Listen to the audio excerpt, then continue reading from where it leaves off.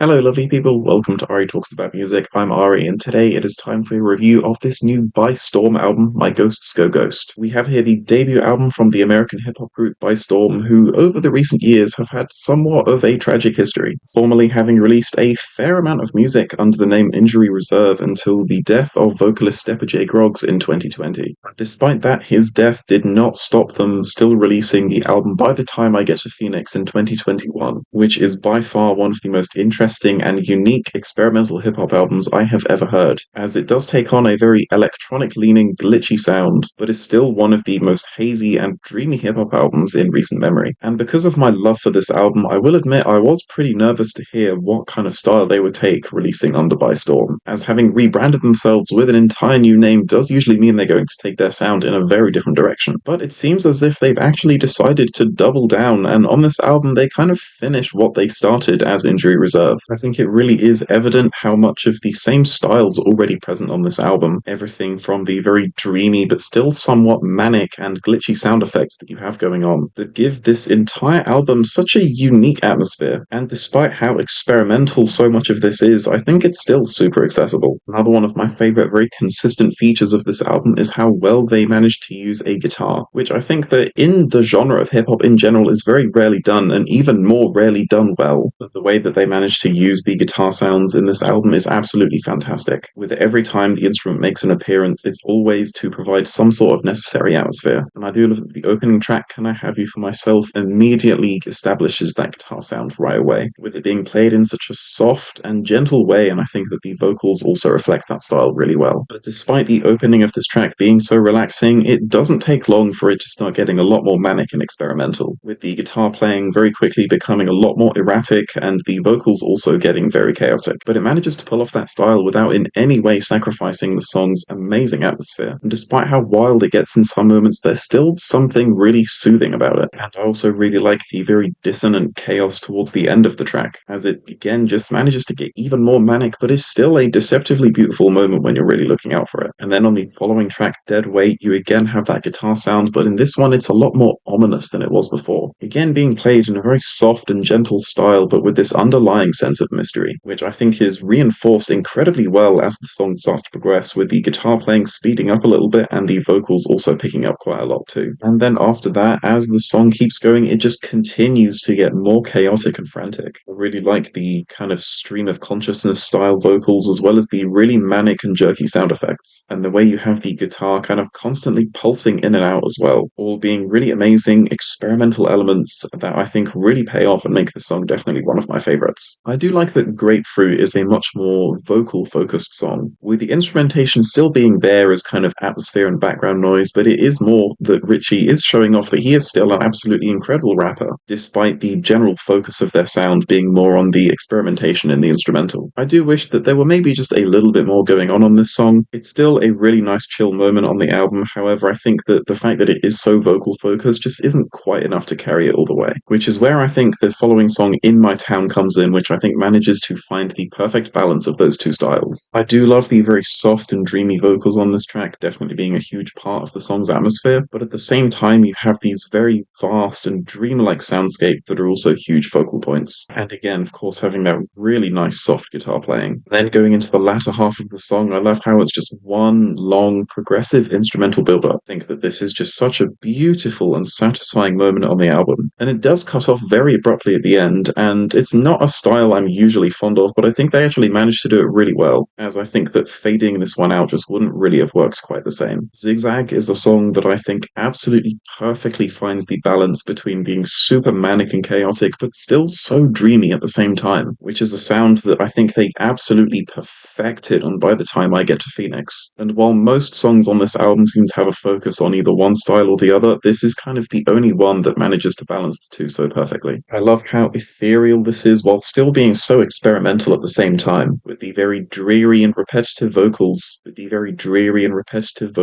over all the really crazy and chaotic sounds, all the while you still have that guitar playing this really nice chill riff throughout the entire song. Best Interest is a song I do think sticks out quite a bit, and ironically enough, it's more for being less memorable than most of the other songs. It's still a pretty chill track with a nice atmosphere, I certainly can't complain about that part of it, but it just doesn't doesn't quite have the same compelling experimentation or progression that all of the other tracks do. And by the time you get to the end of the song, it does start to feel very repetitive, and it never really seems to use that repetition to create any kind of atmosphere or anything like that. Double Trio 2 then takes on an almost shoegaze influence sort of style, having this really fuzzy sound that is so in your face for the whole song, and I think does an absolutely amazing job at keeping you captivated. And then after that, the full-on jazz outro that it goes for is just amazing, as you have this really manic and chaotic saxophone doing all sorts of weird and wonderful things, all going on while you still have these really dreamy and hazy effects going on, and I think ultimately makes this easily one of the most memorable songs and moments on the whole album. And after one of the loudest and most manic songs on the album, I really like how And I Dance takes a much more low-key kind of vibe, but without at all ever feeling boring or uninteresting in any way, with the song still being a huge